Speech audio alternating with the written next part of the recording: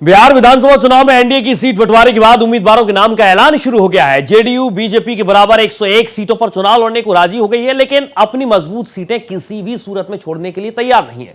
नीतीश कुमार ने अपने उम्मीदवारों की पहली सूची जारी कर एनडीए के सीट शेयरिंग के समझौते का फॉर्मूला बिगाड़ दिया है।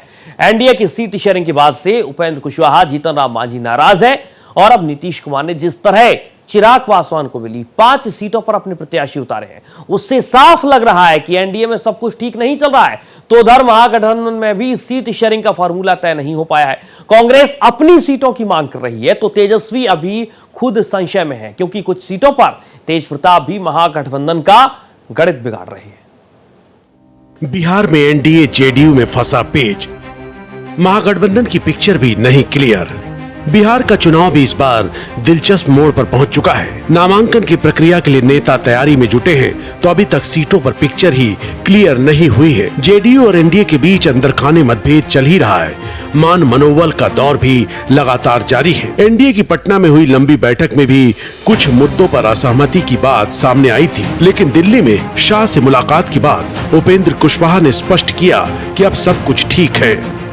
हम लोग आए, माननीय गृह मंत्री जी के साथ मुलाकात हुई और उस इशू पर विमर्श हुआ और विमर्श के उपरांत अब हम उम्मीद करते हैं कि कोई कठिनाई आगे नहीं होगी। एनडीए की सरकार बिहार में निश्चित रूप से बनेगी। हर तरह से एनडीए में सभी घटक दल के लोग तैयार हैं। उधर तेजस्वी यादव ने राघोपुर सीट से अपना नामांकन दाखिल कर दिया है। मतलब साफ है कि तेजस्वी यादव एक बार फिर से राघोपुर से ही मैदान में उतर रहे हैं, लेकिन अभी तक आरजेडी ने प्रत्याशियों की घोषणा नहीं की है और वहां भी सीटों पर पेच फंसा हुआ है। ये कहना गलत नहीं होगा।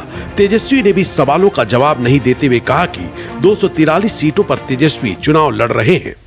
लगातार 2 बार से राघोपुर की जनता जो है हम पर भरोसा की है और जनता जो है मालिक है, और ये तीसरी बार जो है हमने नामांकन जो है राघोपुर से की है और मुझे पूरा भरोसा है कि राघोपुर की जनता जो है इस बार पुनः जो है उस पर विश्वास करेगी।